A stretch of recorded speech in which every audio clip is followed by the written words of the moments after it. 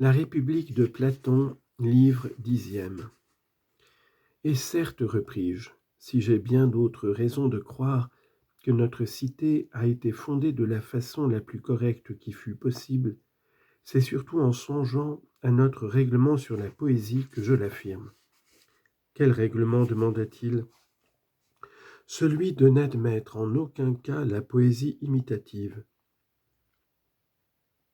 Qu'il faille absolument refuser de l'admettre, c'est, je crois, ce qui apparaît avec plus d'évidence, maintenant que nous avons établi une distinction nette entre les divers éléments de l'âme. Comment l'entends-tu ?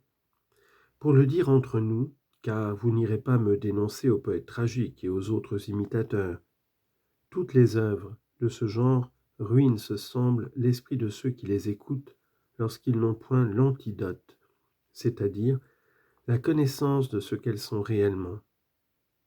Quelle raison t'engage à parler de la sorte ?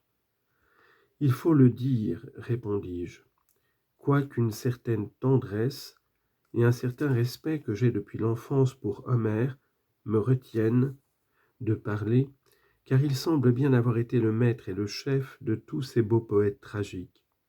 Mais il ne faut pas témoigner à un homme plus d'égard qu'à la vérité, et comme je viens de le dire, c'est un devoir de parler. Certainement. Écoute donc, ou plutôt réponds-moi. Interroge. Pourrais-tu me dire ce qu'est en général l'imitation ? Car je ne conçois pas bien moi-même ce qu'elle se propose. Alors, comment moi le concevrais-je ? Il n'y aurait là rien d'étonnant.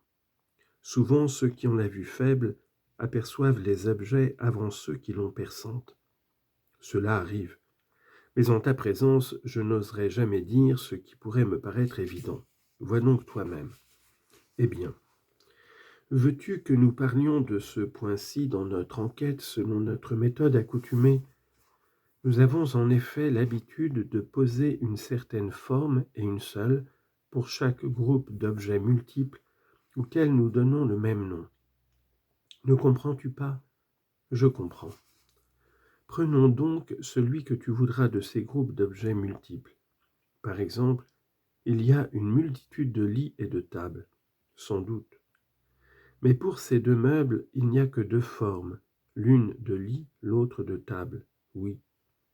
N'avons-nous pas aussi coutume de dire que le fabricant de chacun de ces deux meubles porte ses regards sur la forme pour faire l'un des lits, l'autre les tables dont nous nous servons, et ainsi des autres objets ?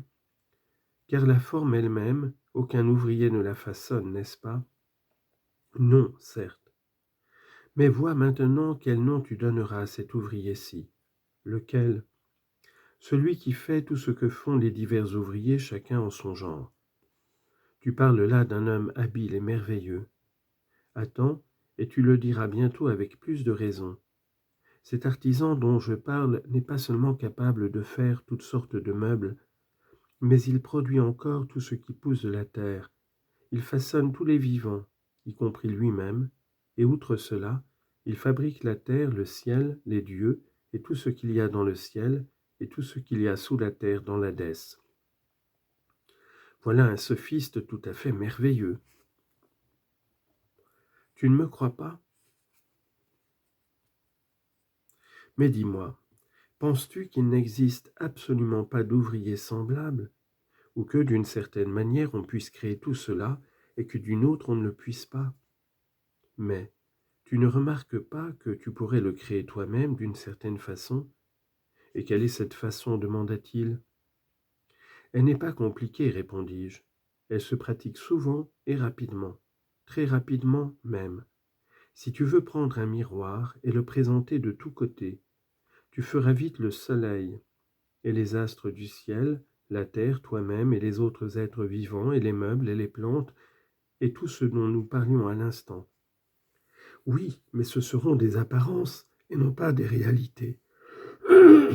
Bien, dis-je, tu en viens au point voulu par le discours.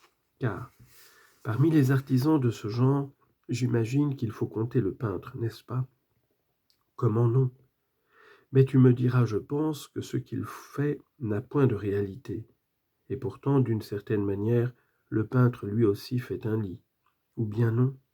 Si, répondit-il, du moins un lit apparent. Et le menuisier, n'as-tu pas dit tout à l'heure qu'il ne faisait point la forme, ou d'après nous, ce qui est le lit, mais un lit particulier? Je l'ai dit en effet. Or donc, s'il ne fait point ce qui est, il ne fait point l'objet réel, mais un objet qui ressemble à ce dernier, sans en avoir la réalité.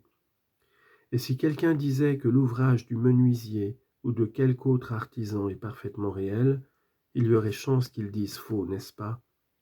Ce serait du moins le sentiment de ceux qui s'occupent de semblables questions. Par conséquent, ne nous étonnons pas que cet ouvrage soit quelque chose d'obscur comparé à la vérité. Non. Veux-tu maintenant que nous appuyant sur ces exemples, nous recherchions ce que peut être l'imitateur? Si tu veux, dit-il. Ainsi, il y a 3 sortes de lits. L'un qui existe dans la nature des choses, et dont nous pouvons dire, je pense, que Dieu est l'auteur, autrement qui serait-ce? Personne d'autre, à mon avis. Une seconde est celle du menuisier, oui, et une troisième celle du peintre, n'est-ce pas?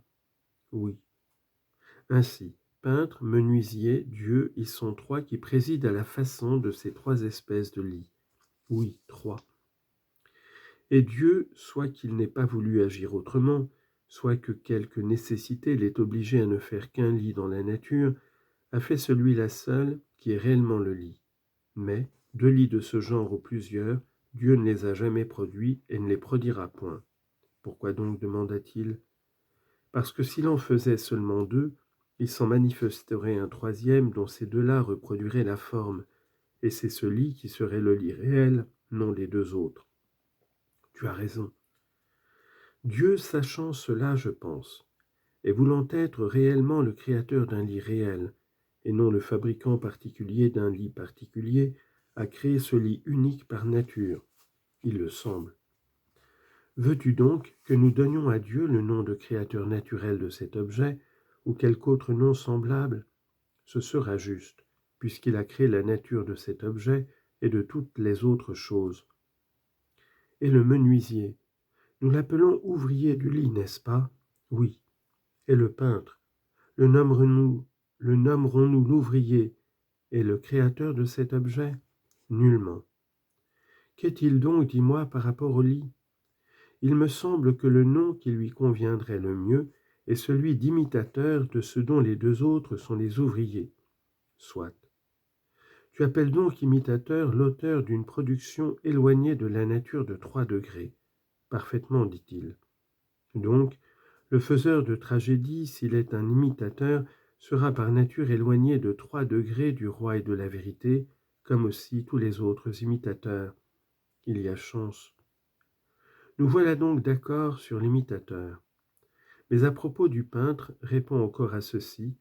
Essaie-t-il d'après toi d'imiter chacune des choses mêmes qui sont dans la nature, ou bien les ouvrages des artisans?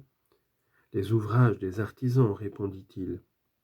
Tels qu'ils sont ou tels qu'ils paraissent, fais encore cette distinction. Que veux-tu dire? Ceci. Un lit que tu regardes de biais, de face ou de toute autre manière, est-il différent de lui-même ou, sans différer, paraît-il différent? En est-il de même des autres choses? Oui, dit-il. L'objet paraît différent, mais ne différent rien. Maintenant, considère ce point. Lequel de ces 2 buts se propose la peinture relativement à chaque objet? Est-ce de représenter ce qui est tel qu'il est, ou ce qui paraît tel qu'il paraît? Est-elle l'imitation de l'apparence ou de la réalité? De l'apparence. L'imitation est donc loin du vrai, et si elle façonne tous les objets, c'est semble-t-il parce qu'elle ne touche qu'à une petite partie de chacun, laquelle n'est d'ailleurs qu'une ombre.